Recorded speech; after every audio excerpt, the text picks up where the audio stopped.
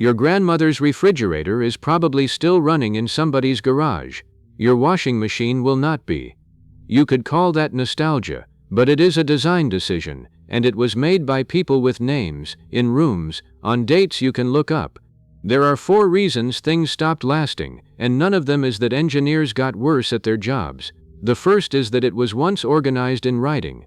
A group of the largest electrical manufacturers on Earth signed an agreement to make light bulbs burn out sooner, and find each other when the bulbs lasted too long. The second is arithmetic. A product that never fails destroys the market for itself. Every durable goods company on Earth eventually has to answer the same question: what do we sell to the customer who already bought one? The third is that the failure point moved. Your device does not wear out anymore. It gets switched off, by software, by a firmware update, by a server somewhere deciding it is finished.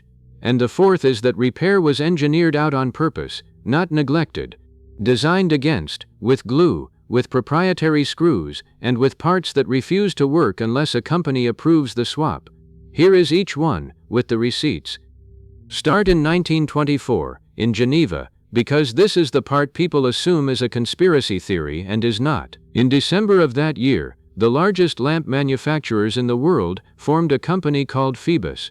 The members included Osram of Germany, Philips of the Netherlands, Compagnie de Lampes of France, Tokyo Electric of Japan, and the international arm of General Electric. Between them they controlled most of the world's electric light. At the time, a decent incandescent bulb ran for around 2,500 hours. The cartel set the standard at 1,000. That is the part worth sitting with. They did not fail to make bulbs last. They agreed to stop. Members submitted samples to a central testing laboratory in Switzerland, and manufacturers whose bulbs burned longer than the agreed life were fined on a published scale that rose with every hour of overshoot. The cartel ran until the Second World War broke it apart. Its own defenders argued the shorter life was a fair trade for brighter, more efficient bulbs, and there is a real engineering argument in there, because filament life and light output genuinely do pull against each other. But that defense has a problem. If the trade-off were purely technical, you would not need a contract to enforce it, and you would not need to fine the companies that overshot. Phoebus matters less for the bulbs than for the proof. It establishes that coordinating product lifespan is a thing companies have actually done, on paper, with lawyers. Now the reason that needs no conspiracy at all, which is why it is the dangerous one. Imagine you build a genuinely permanent washing machine. Every household buys one. Your revenue in year 1 is enormous. Your revenue in year 2 is the number of new households formed, and nothing else. You have converted a growing business into a birth rate business. This is the structural trap of durable goods. It looks like greed from outside, but it does not require anybody to be evil. It only requires a company that wants to still exist in 10 years. So the replacement cycle becomes the product, not the machine, the cycle. You can watch it happen in the numbers.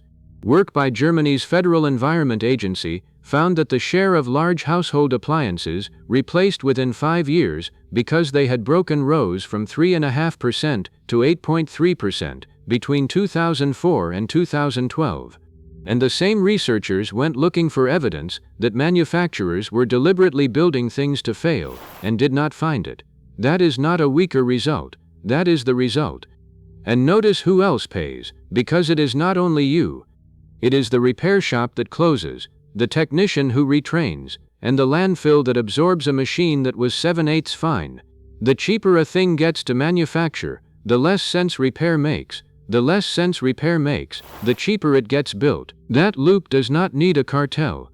It only needs a spreadsheet. Here is what actually changed in your lifetime, and it is not the metal. For most of industrial history, a product died physically, a bearing wore, a seal cracked. You could point at the dead part. Now the dead part is a decision.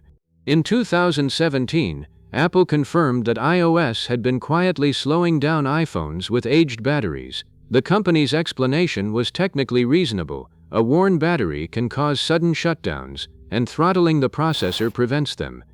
But Apple had not told anyone it was happening. The consequences were expensive, and they are a matter of public record. In 2020, Apple agreed to pay $113 million to settle with a coalition of U.S. state attorneys general.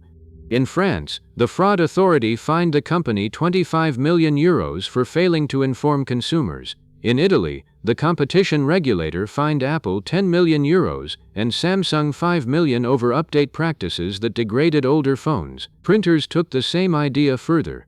In 2016, Hewlett-Packard pushed a firmware update it called Dynamic Security, which caused printers to reject third-party ink cartridges that had worked the day before. The hardware had not changed, only the permission had. Epson printers carry a counter for the waste ink pad, and when the counter reaches its limit the printer stops, not because it is broken, but because it has decided it is finished. The complaint that put this in front of French prosecutors came from a campaign group whose entire purpose is fighting planned obsolescence. They filed it in 2017. Prosecutors opened an investigation 3 months later, and it ran for more than 8 years. Last month, Epson was summoned before a criminal court in Nanterre, the first prosecution ever brought under France's planned obsolescence law. Nothing has been proven against the company, and the hearing where the arguments actually get made is set for February of 2027. Then there is John Deere. Tractors that a farmer owns outright, that a farmer can physically repair, will not run afterwards until the repair is authorized by dealer software. A farm in Nebraska is now downstream of a licensing decision. This is the real shift. The device you bought did not stop working, someone stopped it. And the last reason is the most physical, which is why it is the easiest to see once you know. Repair is not merely unsupported now, it is actively engineered against, and it happens in 4 specific ways. Adhesive instead of screws. Batteries glued into phones and laptops, so that replacing a consumable part risks destroying the device around it. Proprietary fasteners. Apple's pentalobe screw exists for one reason, and it is not torque. Parts pairing. A genuine replacement screen, from the same manufacturer, refuses to work at full function unless the serial number is blessed by the company's software. The part is correct, the paperwork is not, and documentation withheld. Service manuals, schematics and diagnostic tools kept from independent shops, so the only entity capable of a repair is the entity that would rather sell you a new one. Each of these has an innocent-sounding justification: waterproofing, safety, security, thinness. Some of those justifications are partly true. Glue really does help a phone survive rain, but look at what they add up to. Every single one of them raises the cost of repair relative to replacement, and every single one of them moves that decision from you to the manufacturer. Put the 4 together, and you get a machine that runs itself. Products get built cheaper. Cheaper products are less worth repairing.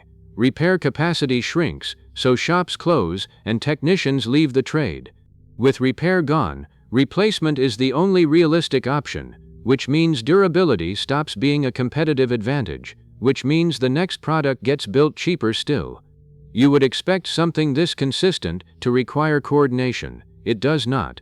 Nobody has to conspire to keep that turning. Phoebus needed a contract in 1924. The modern version needs nothing but ordinary companies making ordinary decisions inside it. Something is finally pushing back, and it is worth being precise about how much. France made planned obsolescence a criminal offense in 2015, punishable by up to 2 years in prison and a €300,000 fine. In 2021, it introduced a repairability index, a score printed on the product, next to the price. The European Union adopted a right to repair directive in 2024, requiring manufacturers to repair certain goods and to make spare parts available at reasonable prices. But be careful what you conclude from that. A repairability score does not make a phone repairable, it makes it labeled. A right to repair directive does not undo parts pairing, glue, or a firmware update pushed at 3 in the morning. These laws attack the 4th reason. They barely touch the 2nd, and the 2nd is the one that has no villain in it. So return to the title, because the answer to who decided is not one name. In 1924, it genuinely was a room of people, and their signatures are on the agreement. That version is over. What replaced it is worse, and in a specific way. Phoebus needed people willing to sign something, but the modern version needs nobody to decide anything at all. Every incentive in a durable goods business points the same direction, and a company that resists it is choosing to earn less than its competitors while its customers keep the same machine for 20 years. Your grandmother's refrigerator was not better engineered. It was sold in a market that had not yet learned that lasting forever is a business problem.